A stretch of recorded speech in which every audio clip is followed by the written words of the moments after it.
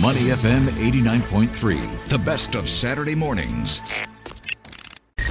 International News Review.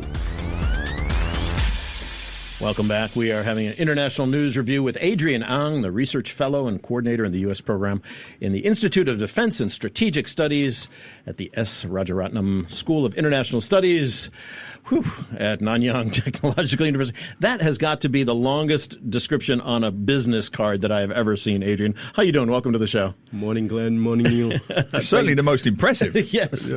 Thanks for sitting in for Steve Oken today. Adrian, the big news here in Singapore this week, of course, the cabinet was officially announced. Any surprises for you, or what's your overall take on this 2025 cabinet? No, I don't think there were very many surprises. Again, I think, PMS has put together a strong leadership team that blends both veterans from the 3G and also including sort of 4G leaders and blooding in new talent as well. And he's picked, three existing ministers as coordinating ministers, and they'll look over the key areas: national security, public services, and social policies. Does that underline the seriousness of geopolitical tensions right now? No, I don't think so. I think this is very much a continuity with the previous administration.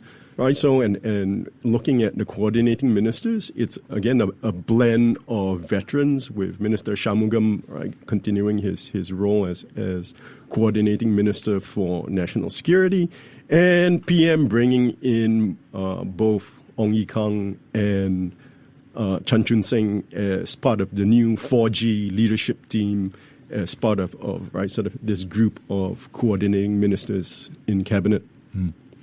One of the big one was defense minister, and because of the Shangri-La dialogues coming up. Talk to us about that appointment and what you saw there.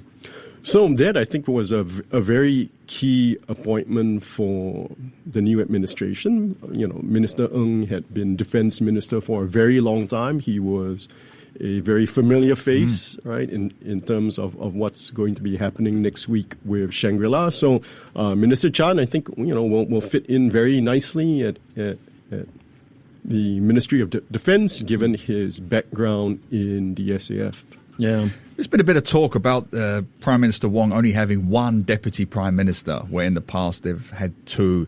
Some talk about that. Are we looking too much into that? Is that particularly a big deal for you, that he's only gone with the one deputy prime minister? No, I don't think so. I mean, these things are never set in stone. Right? I think in any new administration, right, a new prime minister, right, sort of should be given leeway to organize the cabinet and such as he sees fit. And I think Prime Minister explained his choices, and I think that's completely fine. And just briefly, more broadly, what is your thought on how quickly they seem to have settled down and hit the ground running very fast since the election? It's very much business as usual. Got the mandate, 65% popular vote, and now it's business as usual.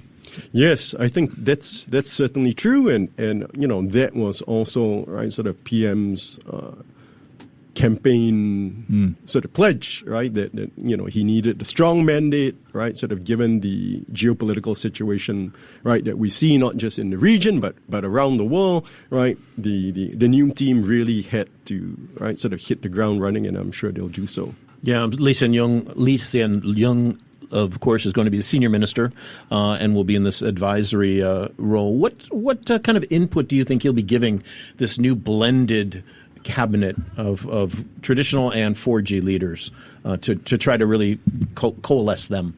Right, sort of. Right, Senior Minister Lee will certainly be there to, I think, offer any advice that sort of PM will seek. And sort of remember, sort of Lee Hsien Loong has been in politics and sort of a figure in international relations and a very prominent one at that. For many years. So he certainly has, I think, a great deal of wisdom, knowledge, to impart, should Cabinet and PM seek his advice. And just briefly, because you mentioned it there, new Cabinet is in place for the Shangri-La dialogues. It's a huge thing geopolitically, which is very much your world, coming to Singapore next week. What do you expect or anticipate from the Shangri-La dialogues? So it's really going to be interesting because, right, we have President Macron giving the keynote speech for the Shangri-La Dialogue. And I think what we'll be looking for is, given the geopolitical tensions across the Atlantic, right, sort of with the Trump administration and Europe, and I think, I don't know if you guys saw this, right, sort of President Trump, right, sort of on social media is now threatening the EU with 50% tariffs. Yep. How could we miss it? Yeah, that's right. It's hard to miss. Another day, another threat. Exactly. Right. So besides these sort of trade tensions between sort of Brussels and Washington, we've also seen the tensions sort of between sort of the US and its NATO allies about Ukraine, continued support for Ukraine, and sort of the perception in European capitals that Trump is not exactly being very tough on Vladimir Putin and Russia, and also sort of American pressure on the Europeans to do more for their own European security. So I think what we'll be expecting from President Macron is sort of what is Europe's pledge, not just to do more for their own defense in Europe, but what is going to be Europe's role in Asia, right? France is a resident power of the so-called Indo-Pacific. They have their territories, right? So we would expect, I think, President Macron to lay out what is Europe's vision, right, as a power, not just in its own region, in its own backyard with Ukraine, but what is Europe going to do to help, sort of flush out our own regional security architecture for the region? Do you think with a large U.S. delegation expected, Pete Hegseth and others, do you expect the U.S. to maybe reassert its Indo-Pacific strategy again? Given we're in an era of America first and the world kind of America closing its doors in many ways, literally and figuratively. But do you see this as an opportunity for the U.S. to again assert its primacy in security matters across Asia? So I think with Secretary Hegseth, this will be his first Shangri-La dialogue, right? Sort of he did a lightning tour of countries in Indo-Pacific, early on in his term. I think what we'll be looking for with Secretary Hegseth and the American delegation is, I think, as you correctly pointed out, what is the administration's vision for the region, right? So despite, talk of, sort of MAGA or America First, right, we see, sort of key figures within the Pentagon saying that Asia is going to be its primary theater, right? They have been very clear and consistent, especially continuing with the Biden administration, that China is America's pacing threat, America's peer competitor. So we should expect, sort of Secretary Hegseth to lay out what is America's, sort of strategy, America's vision, in its role in security for the region. Fantastic. Just to follow up on that, because I find this conversation fascinating. With Trump's recent announcement that he intends to impose 50% tariffs on the EU, I can't see it happening, but he's going to try. And listening to you speak there, does Europe, EU see this as an opportunity to not assert itself, but to play into that maybe vacuum that the US may be leaving behind in this region, in this broader region? Do you see that coming out of the Shangri-La dialogues? Europe's taking opportunities to fill the gaps that Americans are leaving behind? So I think that will depend on what they intend to do in Europe. So I think for the Europeans, their primary sort of focus still has to be their own backyard with the war in Ukraine. The question is, sort of, can they do both Europe, Ukraine, and also continue to play a role in the Indo-Pacific? So it's not going to be just France, right? Sort of Britain is the other, sort of key player in the region, for the region as well, right? Sort of Britain continues to send its aircraft carrier group, right? So Britain has a presence in Sembawang. It is part of the firepower defense There's agreement. a ship on its way now, I believe, right? They're doing the battle group visit is coming in, Yes. coming into town soon. Yeah, so all this is, right, sort of we expect, right, sort of to see some indication of what will be, right, sort of, right, the role of the Europeans, Britain, right, sort of moving forward, right, given that I think they are going to expect Americans to take a step back in Europe. Yeah, we're talking with Adrian Ang of the Rajaratnam School of International Studies at NTU, and that dovetails nicely into our second story today, which is that of the U.S. Embassy posting this video on Tuesday, specifically aimed at shoring up efforts to make sure that the sea remains open, that Scarborough Shoal is not overtaken by the PRC. But the U.S. Embassy here put a video together that used the HDB, the vaunted and much loved HDB, as a vehicle to make that. It was widely criticized and obliquely criticized by the Ministry of Foreign Affairs here. The reactions have not been favorable toward using one of Singapore's prize efforts in the hegemonic war between the U.S. and China. What's your take on this? I think with the majority that thinks that it was a terrible analogy to use. Maybe describe that, what the analogy exactly was for somebody who might not have heard it. For listeners who may not have watched this video, right, sort of, or live outside of Singapore, or live outside of Singapore, the U.S. Embassy in Singapore put out a video, right, that made the analogy of, right, sort of what the PLA Navy and right, sort of China is doing in the South China Sea, to sort of, right, not exactly neighborliness, right, or good-spirited neighborliness of right, sort of people living in HDB and, right, sort of encroaching on their neighbors, right, sort of common space, hoarding in the common corridors, right, along the common corridors, right? So again, right, so I think, Singapore is right, sort of rightly proud of, right, sort of what we've done in terms of public housing, right, sort of, right, giving virtually, right, more than 90% of people live in public housing. Yeah. And again, right, sort of, nobody is saying that, such instances of right, sort of not good neighborliness is it does exist, but it is really a small minority. Tiny. You've got right, tiny minority. Millions of people live in HDB flats. Exactly, right. So and I was joking with my friends that I was now inspired by the embassy's video to go paint my own, right, sort of 9-dash line, right, in the hallway, in the corridors, right, and I was going to be very upset, right, because my neighbor had his plants within my own self-proclaimed 9-dash line.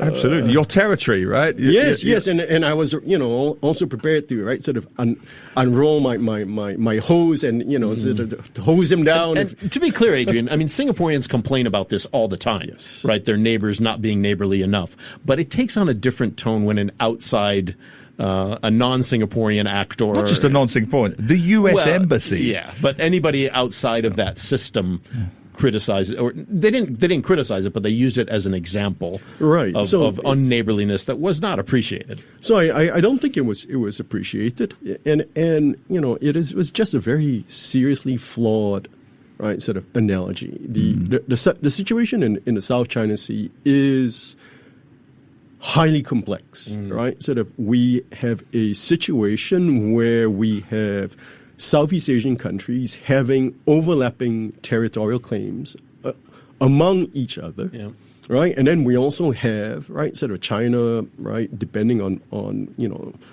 how they see it, whether it's a 9, 10, or 11-dash line, right? Sort of where do you start the clock of history and exactly. fishing and mineral rights and all kinds of things. So, exactly, right? So it is a seriously complex situation. And Singapore's position has already been clear, right? So the former Prime Minister Lee Hsien Loong has stated clearly that, right, Singapore is not a claimant, right? So let's, the listeners should be clear. Singapore is not one of the claimants to the South China Sea disputes. And, right, so the Singapore's position is, right, so these disputes should, one, be settled peacefully, and two, in accordance with international law. Singapore's position is clear, and Singapore's position has not changed. Yep. That in mind, the HDB analogy had me thinking, who is the target audience for this video? I mean, what did you take? I'm thinking, well, surely it has to be Singaporeans, because if it's an international audience, would they even get the HDB analogy, right, the hoarding in the common corridor? Who did you think the target audience was for this video? Yeah, there was another sort of head scratcher in terms of, right, sort of this video, right? Sort of who exactly was. I mean, were they trying to talk to the Heartlanders or or Southeast Asians or the Chinese? I mean, because you could say, and this is sensitive, you could say it was directed towards Chinese Singaporeans. Remember which side of the bread our butter is on, or I don't know. I mean, what is your take? So I think you're right. Sort of given the analogy, right? Sort of the public. Right, sort of the Singaporean public must have been the audience. But I think, right, sort of the more cynical aspect of me is also the embassy signaling back, right, sort of to the DC that they are trying to do something, right, sort of, right, on this issue, and also, right, sort of we can't, I think, discount the timing. Right, because with Shangri-La coming up, and not just with Shangri-La, but the fact that, right, sort of the new ambassador's nomination is moving through the Senate, right? As far as I understand, right, it's not been confirmed, but this was done, right, sort of under, right, sort of the deputy chief of mission or the charge, right? But it also leaves, right, sort of the new ambassador when he takes up his post with a clean slate, right? Sort of, right, if there is going to be blowback, right, the blowback comes now. It comes now, right? Sort of with the DCM, right, rather than with the new ambassador. Interesting. Very interesting. All right. Hey, let's move on. Our final story. Have you ever connected to Wi-Fi inadvertently, perhaps? Because this happened to a Chinese couple. And in fact, a young Chinese woman lost her boyfriend because her phone connected to a Wi-Fi at a hotel automatically that the couple had never been to. And when the boyfriend saw that, he said, "When were you here last?" And she said, "I never was." Adrian, take us through this story. Right, this is so it's got a great twist to it. Right, this is just such a bizarre story, but I'm also glad it has never happened.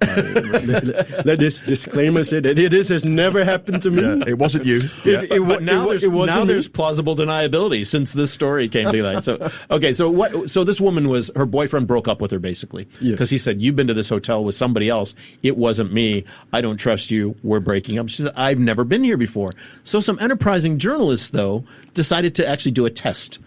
Right. So this is such a I don't even know, right, sort of how to begin to explain, right, sort of the bizarreness of the story. But I would actually like to hear from you guys. How did you find this story? And well, it gets worse because, as you say, the journalist went to this hotel, and apparently, I think I got this right, it's part of a chain or part of a company, and she'd been to another hotel or another place that had the same Wi-Fi network. So, like the same login and the same password. Same login, the same password. So if you go to a chain of hotels, they have the same network, the same password. So once you've connected once, you automatically reconnect. And they showed this. They showed it as proof to the to the now ex-boyfriend. He's like, no, I'm still not buying it. She was with another man. That's it. And she had admitted going to that other that other hotel for a conference. For work. For work, which the ex-boyfriend knew about. And so her phone automatically connected at the new hotel when they went there as a couple. And he was like, well, wait a minute. How technology is amazing, isn't it? I mean, where do you stop with that? Like if we go to McDonald's and my wife automatically connects to McDonald's, you have had a muffin? You have had an Egg McMuffin without me? Why didn't you tell me? I mean, where do you go with this? It's absolute nonsense. Funny though. It's also scary too that a hotel chain is so lax that they have the same password and log on for their whole network of hotels. Right. So exactly right. So from a not to put a downer to this from a cybersecurity perspective, exactly. Right? This is probably why we should also be maybe a little more careful on right sort of what or which. Right, sort of public Wi-Fi networks we log on to. It's in Chongqing, so if anybody's traveling to Chongqing, just know you can get Wi-Fi at least a couple of the hotels. Exactly. Free Wi-Fi. Just don't tell your wife. Oh, Adrian, we're going to have to leave it there. But thank you so much for being with us today. It's great to have you on. Thank you, guys. Yeah, Adrian Ang, who is the research fellow and coordinator in the U.S. program at the Institute of Defense and Strategic Studies at the Rajaratnam School of International Studies at NTU. Great to have you with us, and come back again. To listen to more great interviews, download our podcasts at audio.sg or download the audio app. That's AWEDIO, audio at the App Store and Google Play.